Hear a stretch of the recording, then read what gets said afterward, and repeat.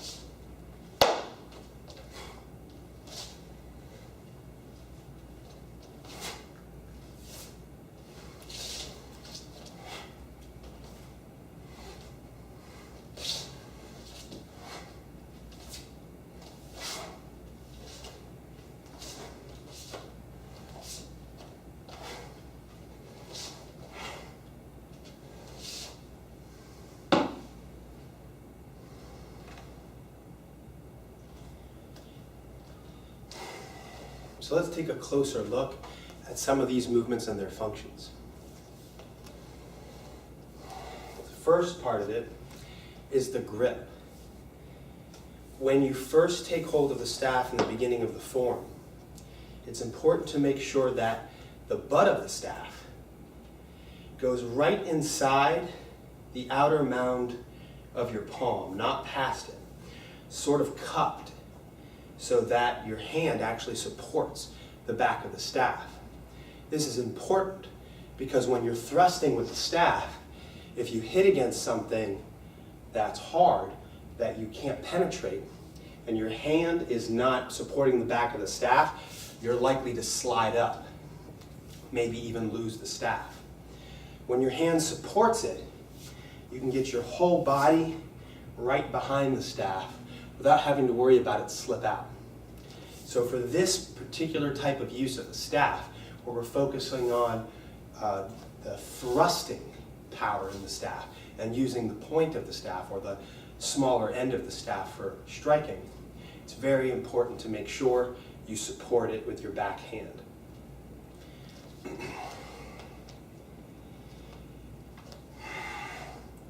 You strike straight down and you drop your whole stance.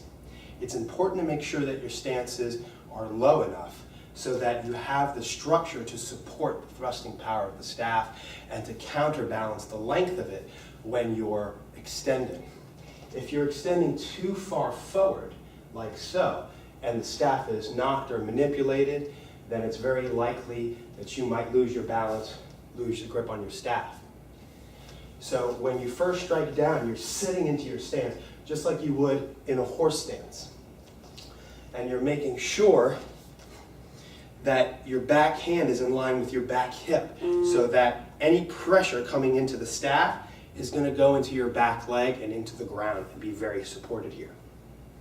Okay.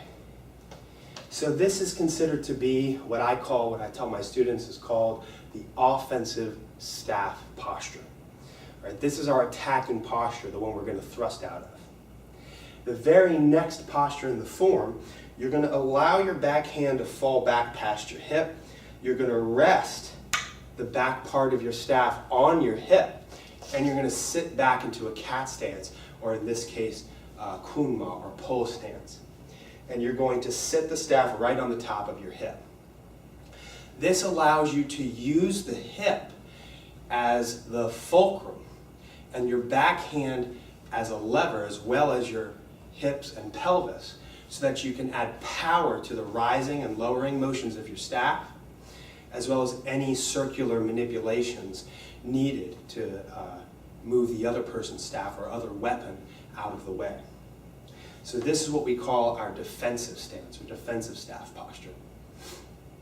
So from this posture, when we're going to thrust, we step back out to the offensive posture, and then when we thrust, our back hand is going to drill forward right up under our armpit, and our lead arm is going to extend naturally. Notice that the grip between my hands is about shoulder width, just long enough for me to be able to extend my lead arm without yanking it. Sometimes if you have too wide a grip, because you feel like you want to have more control over the staff, and you try to thrust, you stretch and pull on your shoulder joint or your elbow joint, and that can cause some discomfort and maybe even some injury. So make sure that your grip is also shoulder width across. Thrust and drill almost like you're pointing your finger, and your rear hand comes up right under your armpit, not quite under the shoulder joint itself, but just next to it, right under the armpit. Okay, that's our basic thrust, and you're still in a horse stance. You could be a little bit more into your lead leg if you wanted to, but be careful with that so that you don't lean. Snap back to your defensive stance. Strike down, strike up. It's okay even to touch the floor slightly. Okay, I'm not going to do it because I don't want to damage my floors, but you can even practice striking small targets. So this could be used to hit the foot. It could also be used to strike down the opponent's weapon, or strike the top of their wrist or hand that's holding the weapon. That way to disarm them. It can also be an upward strike. It could be a way of deflecting quickly their weapon or bringing your weapon back on target. And of course, it could also be striking from underneath. So this vertical axis strike or manipulation can be very quick and powerful. So we call it vertical snap. All right. And then from there, back to thrust. The next movement, I'll show it from the front, it's a little bit easier to see, is a half circle, the top half of a circle, going to the left, and as you do, you roll your hand up, or you twist the staff as you do it.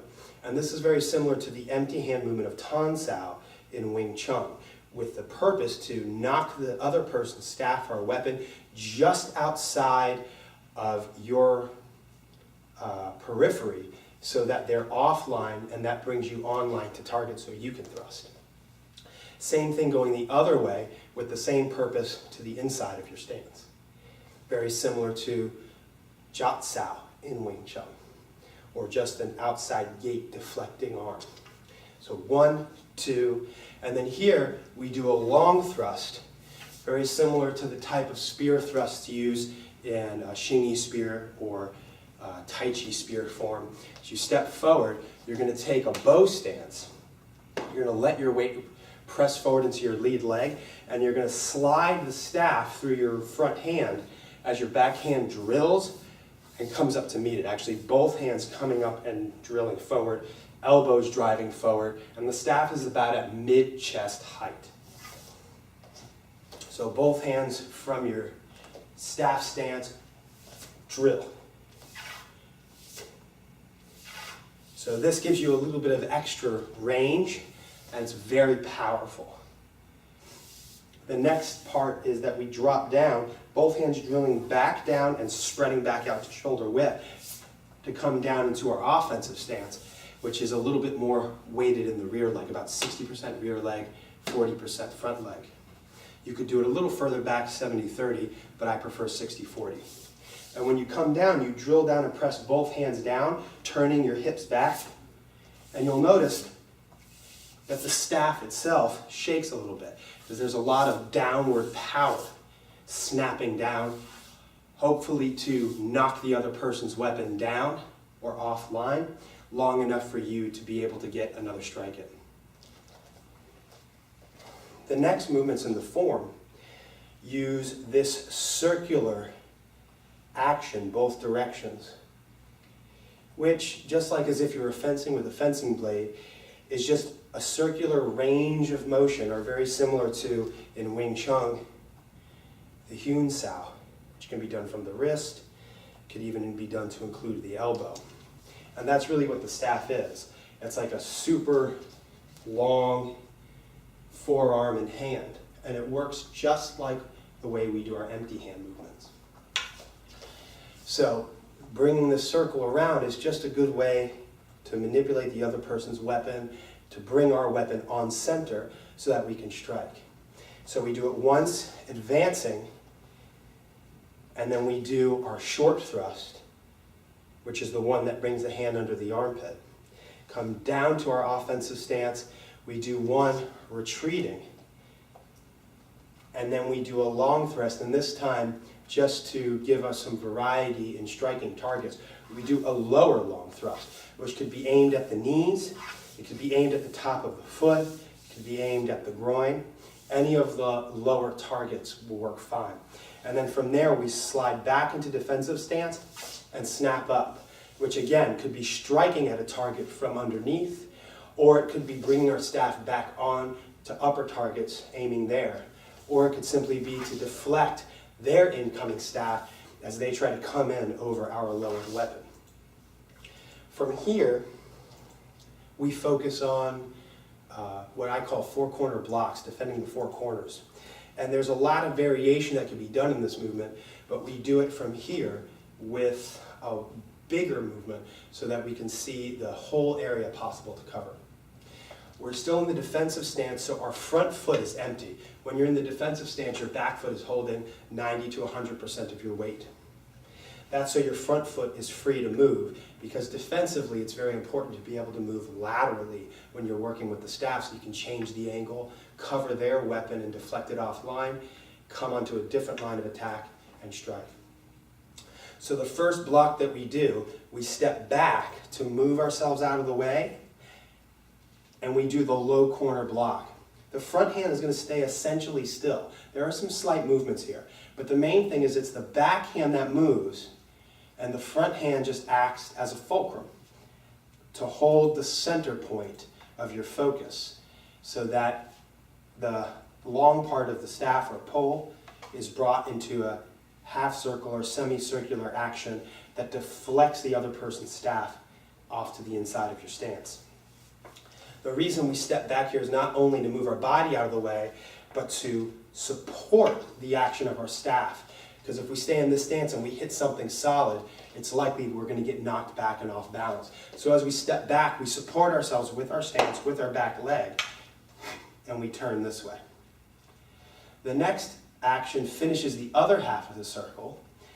The staff is you're going to press your backhand back towards your chest, down and into your hip. And as you do, your lead hand is going to lift up slightly and turn out very similar to Tan Sao, creating quite actually a very similar movement with the staff to Tan Sao.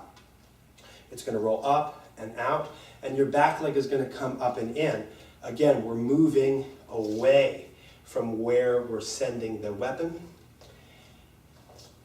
covering the weapon, and making sure that we're on target. The next one is an upper corner, and again, for the same reason, we step back and we push straight out, but notice that the staff is still pointing directly at center. We don't thrust the staff out this way, leaving ourselves open. We aim at center, so not only are we better defended, but we're also more on target should we need to come in and strike. So this is the upper corner block.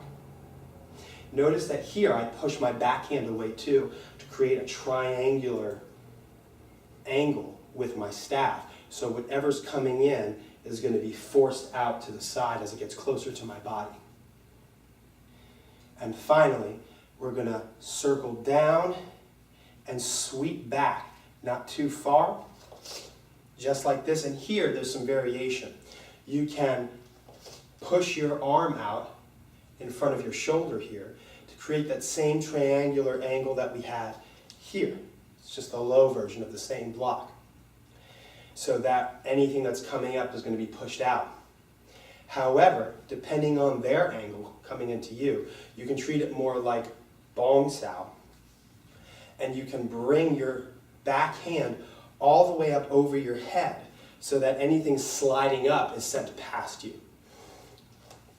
As we do that block, we're actually moving with a full step this way to get to the outside of their line, which is coming this way, so that we can use a horizontal strike aiming right where they were at about head or neck level. Perhaps we miss, perhaps we need to come back to hook their weapon, or we want to hook the back of their head or press them back that way. The next movement, use your hips to turn, push your backhand out, pull your lead hand in, and snap your staff back horizontally. Good.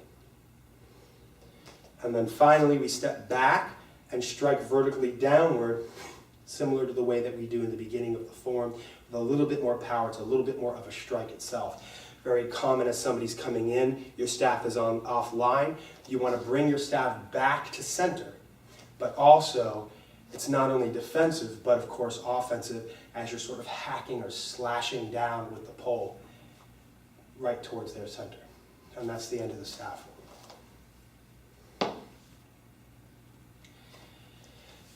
So you can see that primarily we're focused on using the length of the staff. In terms of how long your staff should be, generally speaking, it should be about as tall as you are. You should be able to reach each end of the staff with your outstretched arms, at least to your middle fingers. But especially for our juniors who are growing, and I want them to get lots of use out of their staffs, we usually make it about as long as their upstretched wrist, or even up to the top of their fingers. It just depends on how little they are and how much growing they have to do. So, thank you very much. Hope you enjoyed the staff form, and we'll see you next time.